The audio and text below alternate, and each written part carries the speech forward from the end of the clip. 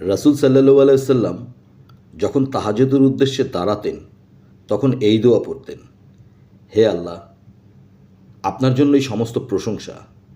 আপনি আসমান, জমিন ও এই দুয়ের মাঝে বিদ্যমান সকল কিছুর নিয়ামক এবং আপনার জন্যই সমস্ত প্রশংসা। আসমান, জমিন এবং তাদের মাঝে বিদ্যমান সব কিছুর কর্তৃত্ব আপনারই। আপনার জন্যই সমস্ত প্রশংসা।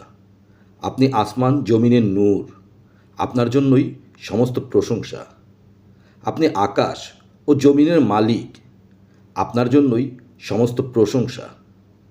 আপনি চিরসত্য, আপনার ওয়াদা চিরসত্য, আপনার সাক্ষাৎ সত্য, আপনার বাণী সত্য, জান্নাত সত্য, জাহান্নাম সত্য, নবীগণ সত্য, মুহাম্মদ সাল্লাল্লাহু আলাইহি ওয়াসাল্লাম সত্য, কিয়ামত সত্য।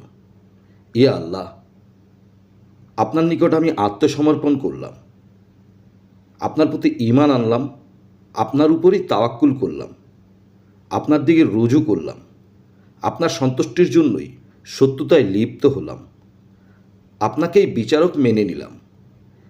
তাই আপনি আমার পূর্বপর এবং প্রকাশ্য গোপন সব অপরাধ ক্ষমা করুন। আপনি অগ্র পশ্চাতের মালিক, আপনি ব্যতীত সত্য প্রকৃত কোনো ইলাহ নেই। আমিন।